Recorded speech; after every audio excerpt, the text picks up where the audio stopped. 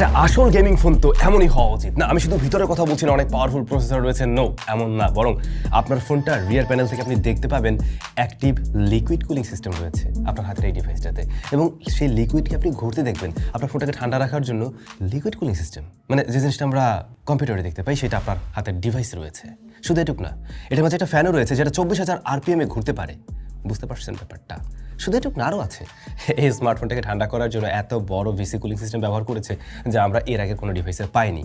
এমনকি এই ফোনের বডি ফ্রেমে আপনি অনেক পোর্টস অ্যান্ড বাটন দেখবেন। It does not look like even regular normal phone, বরং তার চাইতে অনেকটাই আলাদা। কথা বলছিলাম রেড ম্যাজিক 11 Pro Plus নিয়ে, বা রেড ম্যাজিক 11 Pro বলতে পারেন, একই জিনিস। এই জিনিসটা আমাদের কাছে আসছে প্রায় এক সপ্তাহের উপরে, এবং আমরা অলরেডি একটা শর্টস ভিডিও দিয়েছিলাম। আজকের ভিডিওতে আমরা আরও বিস্তারিত জানবো, আমাদের এই কয়েকদিনের ইউজার এক্সপিরিয়েন্সগুলো শেয়ার করবো, একটা ওভারভিউ অবশ্যই থাকবে। তবে এই ফোন নিয়ে আরও ডিটেইলে, মানে আরও লং টাইমের একটা ইউজার এক্সপিরিয়েন্স শেয়ার করার আমার ইচ্ছা আছে। সেটা আমরা হয় আরও মাসখানেক বা মাস দেড়েক পরে গিয়ে দিব, তখন আরও বেশি স্ট্যাবল হবে নিশ্চয়ই। আমাদের কাছে পাঠিয়েছিল এই ডিভাইসটা SMS গ্যাজেটস বাংলাদেশে আসার সাথে সাথে। তাদের কাছে কিন্তু আপনারা পেয়ে যাবেন এটা সহ বর্তমান সময়ের চাইনিজ যে স্মার্টফোনগুলো অ্যাভেলেবল রয়েছে সবগুলোই। তাদের সব কিন্তু ঢাকার বাইরেও এখন রয়েছে, আপনারা চাইলে সেখান থেকে পারচেস করতে পারবেন। আর ডিসক্রিপশনে এই প্রোডাক্টের সরাসরি ওয়েবসাইট বা পারচেস লিঙ্ক আমি দিয়ে দিচ্ছি, আপনি সেখান থেকে পারচেস করতে পারবেন। কারেন্ট প্রাইসটাও মেনশন করা আছে। অলরাইট, তাহলে শুরুতে আমরা কথা বলছি স্মার্টফোনটার স্পেশালিটি, যে জিনিসটা সবার থেকে একে আলাদা করে ফেলছে অন্যান্য স্মার্টফোন থেকে, তা হলো এর ডিজাইন অ্যান্ড এই লিকুইড কুলিং সিস্টেম। ডিজাইনে আপনি অনেকটা সিমিলারিটিস পাবেন এর প্রিভিয়াস জেনারেশনের সাথে, আই মিন রেড ম্যাজিক 10 Proর সাথে বা Pro Plus-এর সাথে, কিন্তু এখানে এসে আপনি চেঞ্জেসটা লক্ষ্য করবেন এই লিকুইড কুলিং সিস্টেমটাতে। এবং যে জিনিসটা আমরা বাইরে থেকে দেখতে পাই, এমনকি আমরা দেখতে পাই যে হ্যাঁ, লিকুইডটা মুভ করছে, ঘুরছে। এবং এইখানে আপনারা শুধুমাত্র একটা লুপ দেখছেন হয়তো, যে এরকম সার্কুলার আকারে ঘুরছে এরকম, বাট না, নিজ দিকটাতে কিন্তু আরও কয়েকটা লুপ রয়েছে। যে জিনিসটা উপরে কভার করা আছে এটা হয়তো আমরা দেখতে পাচ্ছি না। আর এর মাঝে যে কুলেন্টটা রয়েছে, এই কুলেন্টের পাশাপাশি ওরা আরও একটা লিকুইড ব্যবহার করছে যেটা একটু অয়েলি টাইপের, এবং এর ফলে হয় কি, এই জিনিসটা মানে মিশছে না, দুইটা পদার্থ মিশছে না। সো যখন কিনা ঘুরছে তখন আমরা জিনিসটা নোটিস করতে পারি আর কি। এটা জাস্ট দিয়েছে এই নোটিস করতে যেতে পারি, ওটা বোঝার জন্যই। তবে এটা আপনি চাইলে অন অফ করেও রাখতে পারবেন। এখন এই টোটাল অংশটা আছে ব্যাটারির উপরে, এটা সরাসরি চিপসেটের উপরে ওভাবে বসানো নেই, বা সেই জায়গাটাকে আসলে কুল করতে পারছি কিনা, বা আর যে থার্মাল কানেক্টর যেটা, সেটাও আমরা চিপের উপরে ওভাবে সরাসরি দেখছি না, বা আমরা এই ফোনের খোলাখুলির যে ভিডিও দেখলাম সেখানেও পাইনি। কিন্তু মজার ব্যাপার হলো ইউটিউবে একটা এমন ভিডিও পেয়েছিলাম যে এই কুলিং সিস্টেম খুলে নিয়ে সে আইফোনের উপরে মানে সেট করছে, যে আইফোনের কোনো ধরনের চেঞ্জেস আসে কিনা। এনিওয়ে, ওই প্রসঙ্গে না যাই। এর পাশাপাশি আমরা ডিভাইসটাতে দেখতে পাই ক্যামেরা মডিউলের জায়গাটা উঁচু না, একদম ফ্ল্যাট। সো যে কোনো একটা ফ্ল্যাট সার্ফেসে রাখলে একদম সুন্দর ফ্ল্যাট হয়ে থাকবে।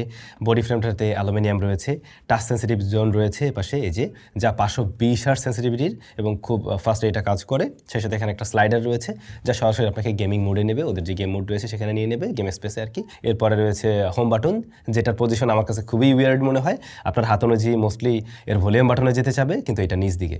সো এইটা আপনাকে, মানে এটা যখন আপনি ট্রিগার করতে চাইবেন, এটা আপনার কাছে একটু প্যারার কারণ হয়ে দাঁড়াবে, আমার কাছে তো হচ্ছে আর কি। আর এছাড়া আমরা এখানে একটা ভেন্টেড ইনটেক দেখছি, মূলত এখানে যে ফ্যানটা রয়েছে যেটা 24,000 RPM ঘুরতে পারে, ওইটার জন্য। এত কিছু দেওয়ার পর আরেকটা জিনিস আছে তো, 3.5mm হেডফোন জ্যাক। এছাড়াও বেশ কয়েকটা মাইক্রোফোনও রয়েছে এই ডিভাইসটাতে, অনেকগুলো মাইক্রোফোন রয়েছে, তিনটা তো আমরা দেখতেই পাচ্ছি। সো এত কিছু থাকার পরেও এই ডিভাইসটাতে কিন্তু ওরা IP রেটিংয়ের ক্ষেত্রে IPX8 রেটিং দিয়েছে, এবং এটা পানিতে চুবানো যাবে সেটা ওরা ক্লেম করছে।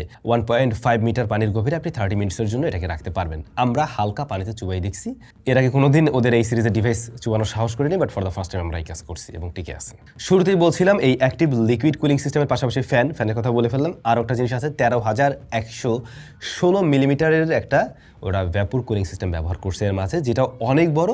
মোস্টলি রেগুলার আপনারা 6,000, 7,000, 8,000 এর পাশে আশেপাশে দেখুন। সেদিন বোধহয় একটা 8,000 দেখলাম। এটা কত বড় সাইজ ভাই, বিশাল বড়।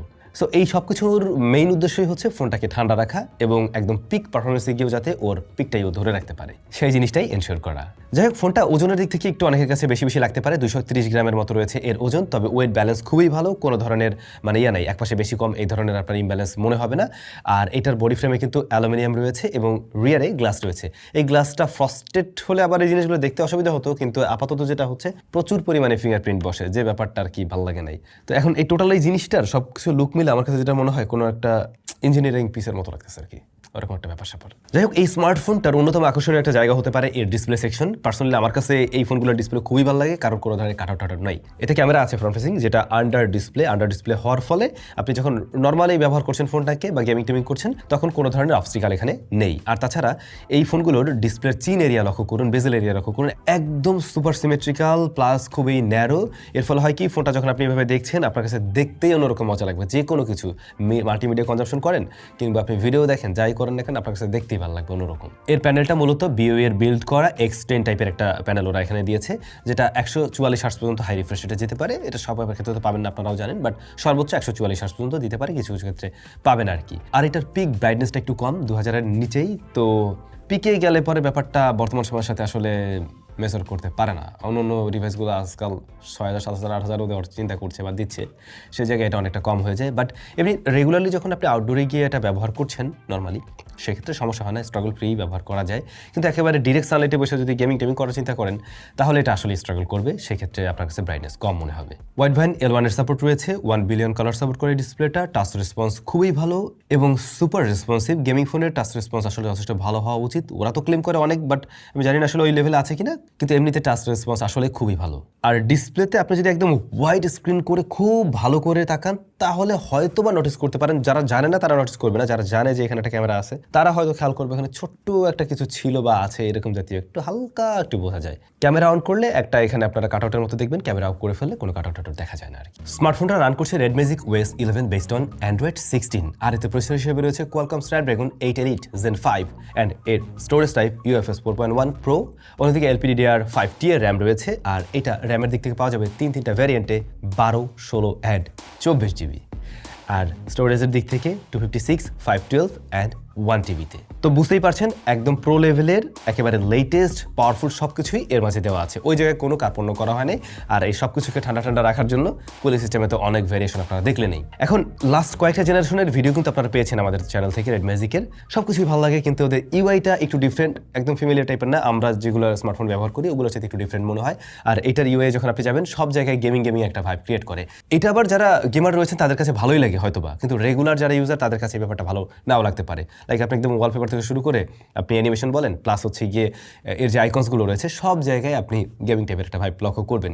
তাছাড়া রেগুলার স্মার্টফোনগুলোর সাথে কম্পেয়ার করতে গেলে কিছুটা পিছিয়ে পড়ে, যেমন এআই এর ফিচার্স কিংবা ফ্লেক্সিবিলিটির যে ব্যাপারগুলো, সেগুলো আপনার কাছে একটু কম মনে হতে পারে। তার উপরে আবার চাইনিজ ভ্যারিয়েন্টের ডিভাইস, যেহেতু একটু চাইনিজ সহ পাবেন, প্লাস অনেকগুলো ব্লোটারে মাগনা পেয়ে যাবেন।